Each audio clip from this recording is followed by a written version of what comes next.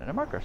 All right, so I know I've actually spoken to many of you one-on-one from knowing you guys, and we've probably have talked about bits and pieces of this. I try to make it in a way that's the most easy to remember. I kind of broke it down into motivation, mindset, and means. To me, from like reading a bazillion books on mindset, because really successful mindset for kids is no different than any business success book, personal, it's all the same. If you read enough of this, it's all the same. Right? And so, but there's a lot of different authors and different research articles, really just looking at it in different ways, but they're all really saying about the same thing. So I kind of summed up, this is like hundreds of research articles in probably 50 books, combined into this wall right here. So I'll go over what it means. So essentially, I'm assuming you want your kids to be motivated, right? However, not just motivated, because motivation, just think, like, they could be motivated to please you. And you probably don't want that level of motivation, that kind of motivation, right? They could be motivated to not fail. You may not want that kind of motivation. So what we're really talking about is what's called intrinsic motivation, which is they're motivated to do it for the love of it. That's like probably the best kind of motivation, right? Because it's not out of pressure, fear, pleasing. It's not external. They're just like internally motivated. And so Daniel Pink, one of my favorite authors, probably one of there's two people online on Facebook at least I read their posts. He's one of two, right? Him and Adam Grant. They're probably like smartest like neuro brain scientist that's putting out great stuff right now. And so in his book, he talks about, in Drive, he talks about mastery, autonomy, and purpose. So acronym would be MAP. When you are putting together a system at home, when you're dealing with and interacting with your kids, whether you want them to do their homework, whether you want them to play sports, you want them to do the chores, whatever you want them to do, ideally, if you can have these three variables in that game, they will be much more likely to be intrinsically motivated, right? And so we'll talk about some common ones. Like, purpose is always there at a certain level. Like, why are they doing it? For example, clean your room. Why? Because I said so. Right? That is a purpose. It may not be the most powerful purpose, but it is a purpose. So this is typically a given. The other two is a little bit more nebulous. And so we'll go from the top down. So mastery, right? Like, how do you sprinkle mastery into like clean your room? And this is up for discussion. I don't have to shout. So you guys, how do you sprinkle a sense of mastery when they're doing their chores? What are the words that you're saying to them? Any ideas? Praise, hard work, get the outcome. Okay, so that's going to be process versus outcome. We're going to get to that. Yep, for sure. It's Carol. Would you explain Carol the direct. reason behind? Is that what you're saying? So the reason would be the purpose, right? And so you could say, God will love you if you do it. I'm making up stuff, right? So that's the purpose. But how do you bring a sense of mastery to something like chores? Think about it, like, what's mastery? Like skill acquisition and progression. You're really good at cleaning the room. Yep. So those words, you're praising a kind of like process. And I'll get to that. You're so good at that. Yeah. And so think about how we'll go broad. So anything that you want them to do, you want to present it like a game, right? If you notice, I kept using Xbox references because from talking to crap loads of kids, I know what motivates them. And we talked about this before. There's a great book called Reality is Broken, where basically the author, with scientific proof now, 12 years later, her second book, and multiple colleges now have taken her work and done more research, which is games are winning. The people who are designing the games have figured out how, they know this, like 1,000,000 times better than any parent, right? And so they have designed games that have all of this, right? And so they're winning. It's why kids are addicted to games, because they have this down packed and parents know not much about this, so parents are losing in that battle.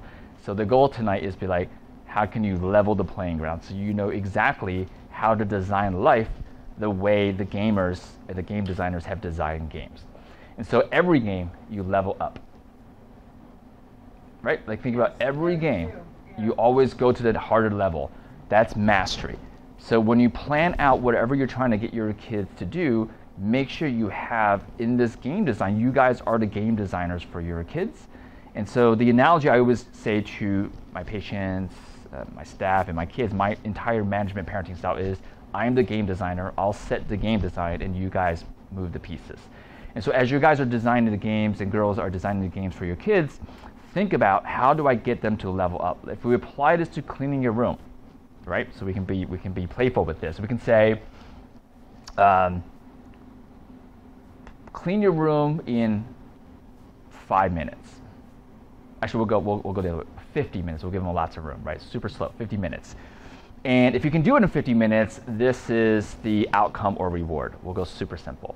Next time, we're going to try to do it in 45 minutes. Let's see if you can do it in 30 minutes. Let's say this is one super simple way to gamify. You level up. You're doing it faster.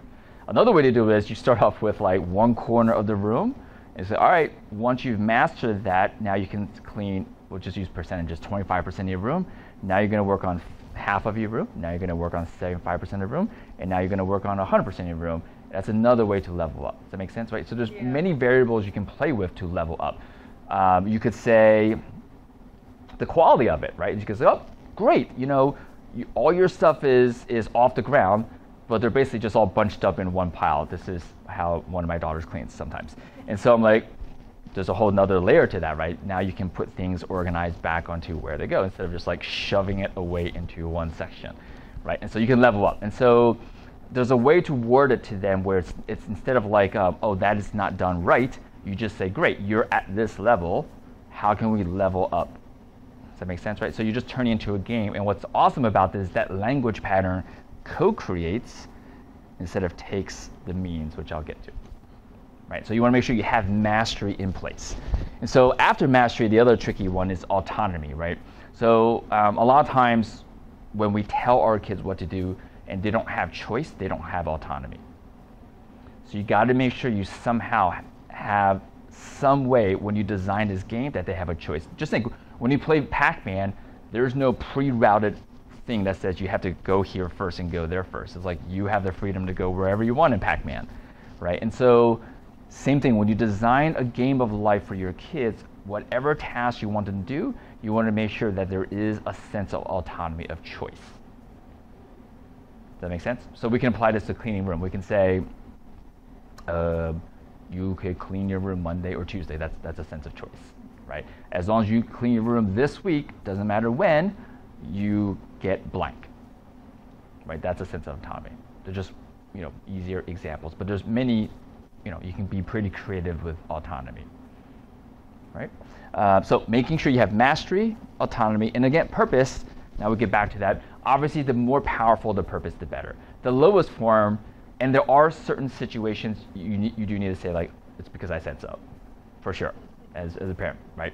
But whenever you can tie it back to a higher level purpose. For example, we use it since we're on cleaning a room. There are certain times you say, I told you so, or you got to do this. And you can go all the way to, well, let's talk about what's happening. You're practicing putting things in order and keeping things neat. How do you feel when things are neat versus messy? And hopefully the kid says, less stress, I know where my things are. And you can lead with the questions like, is it frustrating when you can't find things you're looking for, right? And most people will say yes. And so what you're really, without telling them, is you're leading them to realize that the purpose of the cleaning room is life success, right? Because you're practicing organization, right? Eventually when they have their own place and they don't want to mess and things are organized, they can find where they need it. That's going to make life easier. It's less steps. Whenever your kid is looking for something that they've misplaced, great time to talk about how does this feel, right? Because if they're frustrated looking for things, it's great. Like, wow, yeah, how can we prevent this? And you go, you clean, like you put things in order, right? So what you're doing is you're just tying in a bigger purpose instead of right, the lowest form probably is going to be like because I said so. Right? And so that will give them the intrinsic motivation to do things for the love of it. So next we'll go to mindset. So 𝐒𝐂𝐈𝐀, she basically is the foremost expert in looking at what's the difference between people who are successful in life that when they hit a severe setback and failure, they don't cry and like crawl into a hole and suck their thumbs, versus the people who hit a severe setback, they're like, this is good, I'm going to overcome this. And it basically boils down to process versus outcome. So whenever your kids do achieve something and you praise them, you want to make sure that you praise the process instead of the outcome. It's pretty simple, right? So like fixed versus growth mindset. Basically, the fixed mindset people believe this is what I'm capable of and that's it. And that person is better because they have special talents, they have better genetics, they have better whatever. They have a belief of people and themselves as being like this, right? And it's set. Whereas growth mindset people believe it's all practice, right?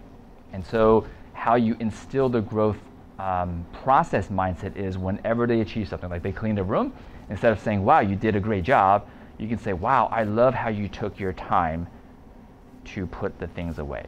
If they got an A on a test, I love how you were so prepared by studying for the test. If they kicked a goal and scored, wow, I love, all those Saturdays when we were in the backyard practicing, that was amazing, right? So you're praising the process in which they took to get to the outcome. Because if you praise the outcome, like great job scoring, great job winning, great job cleaning a room, great job on the outcome, that tends to instill a fixed mindset, right? Psychologically, they believe that they are capped by those words down the road. Does that make sense? Right? And so that will cover the mindset. And so the third one, the hidden one for most people, is the means, right? So means meaning the fuel, the empowerment, the resources that they have in their mind to make all of this work. It's why I put at the bottom like the foundation. And so I'm a huge fan of being cognizant of, are we taking their power? Are we giving them power, or are we co-creating power? Whenever you talk to any human, one of these three things is happening, for sure, right? And so we'll give examples, right? So when you tell someone something, you're taking their power.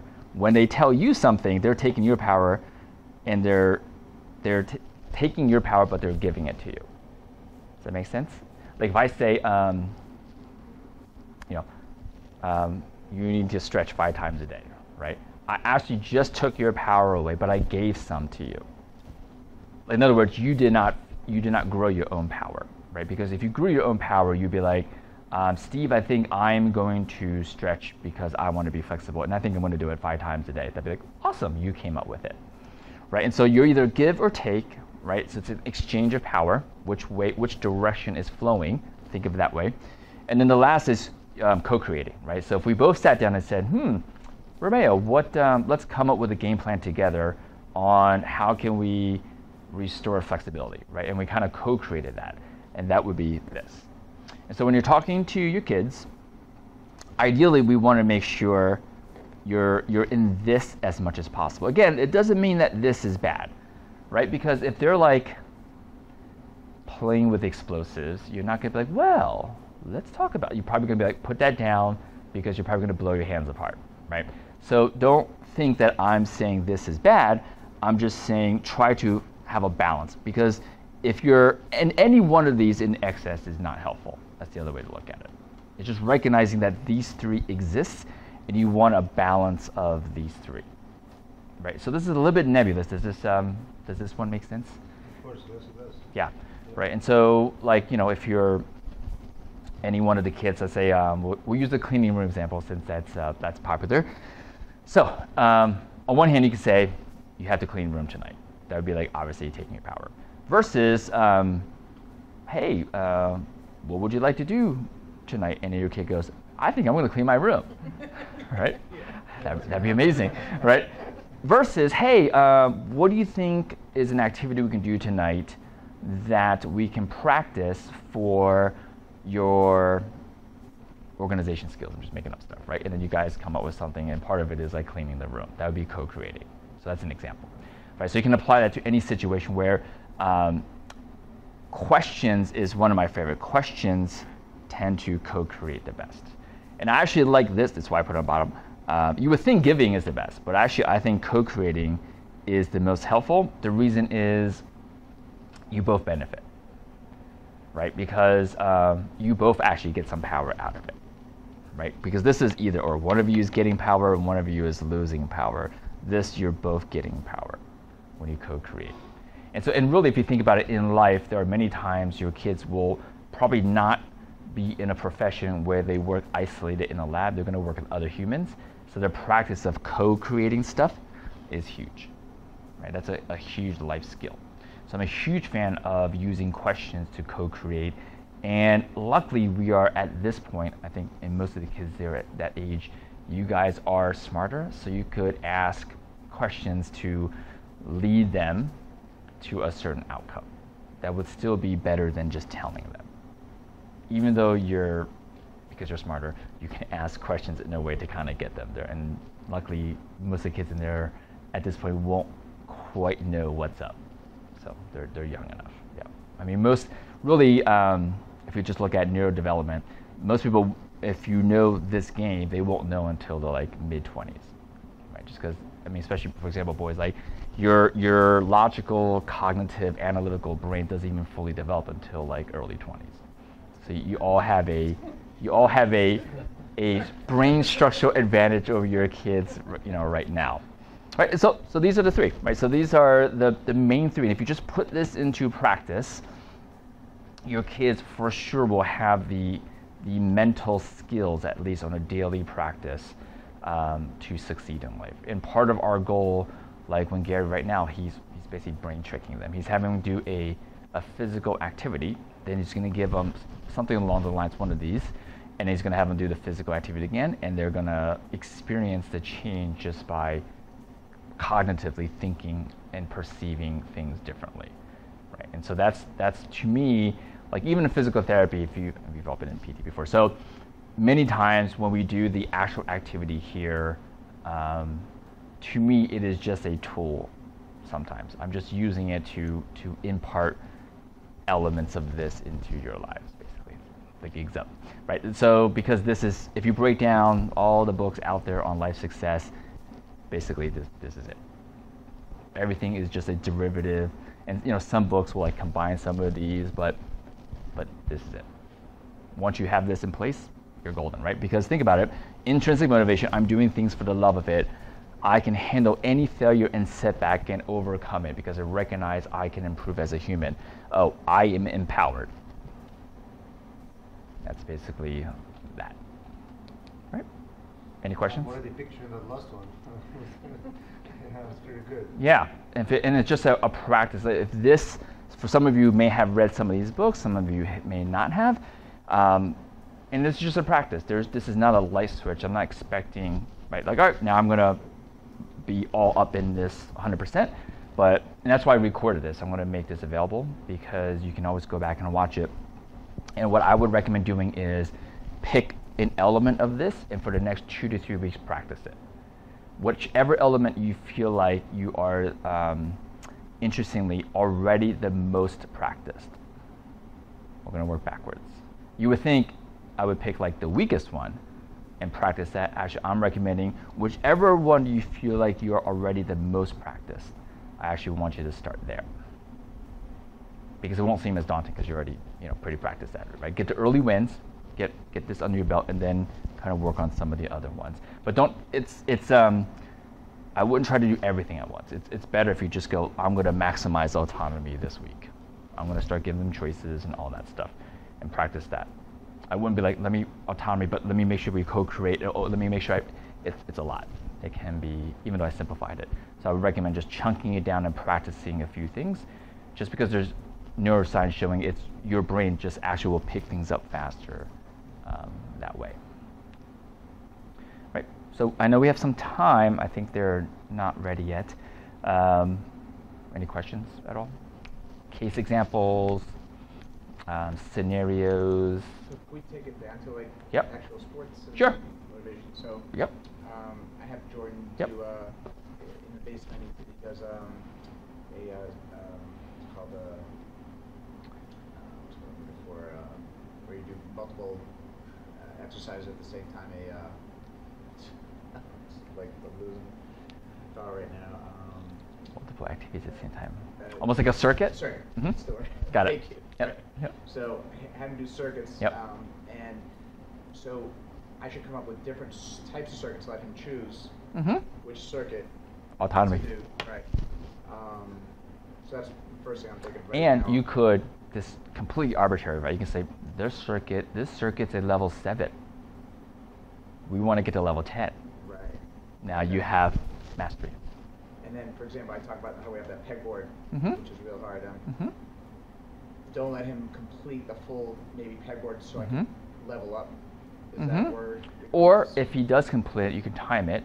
Right. Okay. And if he did it in make up 1 minute, 60 seconds, you can say, all right, let's see if we can level up and do 59 seconds. That's another way to level up. Okay. Yep. But it is just interesting when you frame it and everything as a level. There will be everyone wants to level up, Right. and it doesn't matter. Again, if you come up with a circuit, just make this is level 7 or 98, right? So you come up with a game as long as you have some way to justify. If he says what makes it, just like I don't know, this is whatever. Yeah. As long as you think that through. If you just frame the game as there's some type of level up for sure. And then they could choose the workout, different workout programs. They could choose the order of it. That's another way for autonomy. They could choose the duration. Maybe today he could do 60 seconds at each station. I'm just making stuff up for 4 rounds, or maybe he does 30 seconds for 8 rounds. It's basically the same workout if you look at it, right? But to him, it's choice. Is there a science behind what is the maximum benefit? I've heard one study said that you need to 4 sets is ideal. For example. Yeah. Is that true? So we can have that's a whole side, and that's stuff like he's the expert at for sure, right? From understanding the strength, there is science behind that. Only because when I give him the option, do I take the science of what would benefit him from a strength purpose as well? Yeah. And I think that's where, if you are programming stuff at home, having Gary help you create the parameters will be huge. Because there's for sure science on rest times and volume and all that stuff. But in general, that's really drilled in. But super high level is you level it up and you have the autonomy and the mastery, and even the purpose, right? And just getting clear on what is this for, and tying in a big purpose is important as well. And I believe the purpose discussion, little tip, if it's not happening right before the thing, that's the best.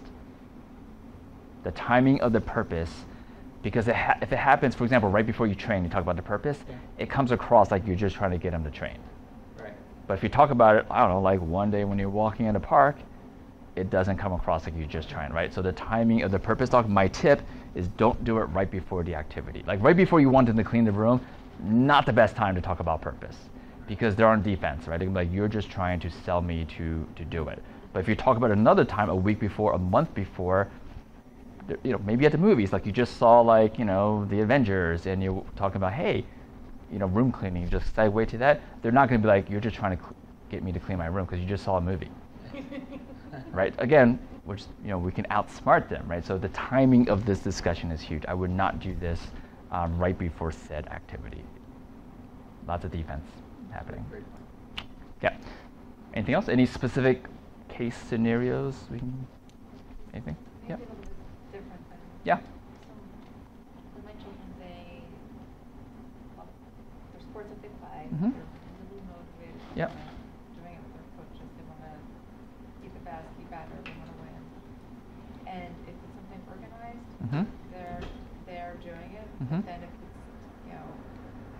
that Saturday afternoon, Mhm. going out there and practicing on their own with their own Yep. time Yep. mastery, that's Yep. sort of where I struggle. Sure. Yeah, because if they're just practicing without any of this, right? Because if they're told you got to go and do it, none of this is happening. You just got to practice. And again, if that even the session of practice, there's no sense of this, you would think it's assumed, but don't assume it. Meaning, you would think they know this is so you master kicking a soccer ball. But in that practice session, if you can make it even more clear, it'd be that much more effective. What I mean by that is, let's say we use a concrete example. Let's say they're kicking a soccer ball into the goal, right? Something we can picture visually from a certain distance. And you go, all right, so let's practice this kick, and let's say they do 10 kicks. And let's say they get it in the goal where you want it, I'm just making up numbers, 5 times. You can say, all right, so let's actually spend the next X number of minutes to see if we can get this up to 8 times, just making up numbers, right? What that means is you're in the actual practice session, there is already a level up in mastery within that practice session versus a very global, like obviously the more practice you do, the better you'll be. That can be a little too nebulous. That's like saying when I play a video game, if you just spend more time aimlessly, somehow you will defeat the big boss at the end. Like they need clear, like every video game, if you play those games, there are severely acute, clear objectives to the next step always. There's not much like, aimless stuff in most games. They're very good at just like, stringing you along for the sense of mastery. So yeah, so in that case, if you want them to actually do the practice, think about, again, you're the game designer, how can you design that practice session to have these elements? And again, I'll just pick the kicking the thing in the thing because that's very objective, but you can come with a lot of stuff. You can say dribble the ball from one end to another and back, just making up stuff, and time it. And then you go for a faster time. Which, again, there's many ways. Think about how can you gamify that process. Yep. And even better if you have other kids, that brings a whole nother element in terms of gameplay. Yeah, but the general tip is within that practice session, how can you bring a sense of mastery and some autonomy, for sure. Yeah. Working out with the kids early in the morning. Okay. To my knowledge, is that I think that it will not affect them when they actually have a practice in the evening, which is at 5 o'clock. It depends. To recover, yeah. because they feel themselves well. This is more of a or it's going to make them tired. Yeah, I want to make sure that we stick with, because that's a purely physiological question. Yeah. Yeah. Nothing to do with this. Yeah, because now there's many variables to answer your question.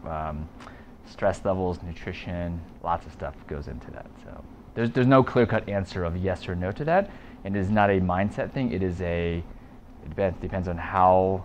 To give you a visual, so this is baseline. It's called homeostasis, which means rested, fully recovered. When you train, your body digs a hole. It is taxed. With enough rest, your body does what's called a supercompensation. It's actually above normal.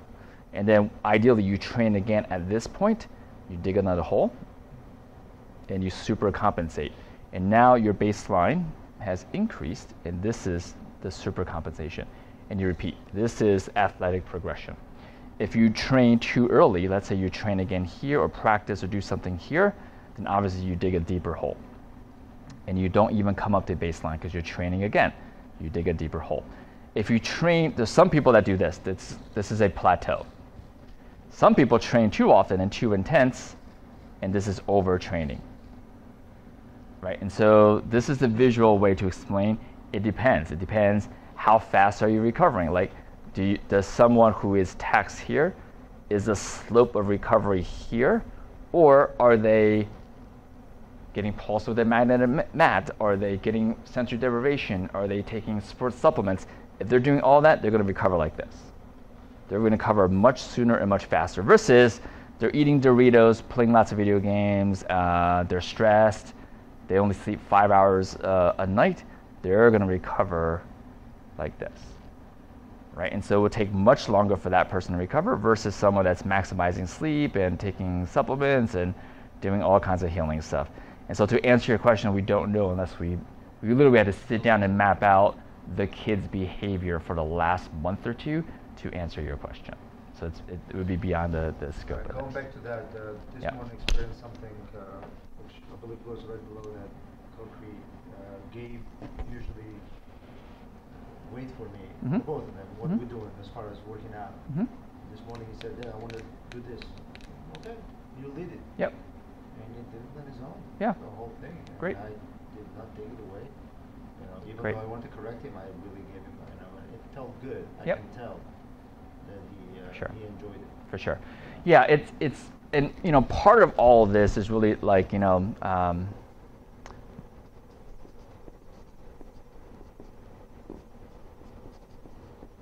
parenting, right? Like your definition of what a parent is will influence most of this, right? So if you guys don't have a clear definition of what parenting means to you, just like tonight, spend 5 minutes and just write like, what is parenting to me?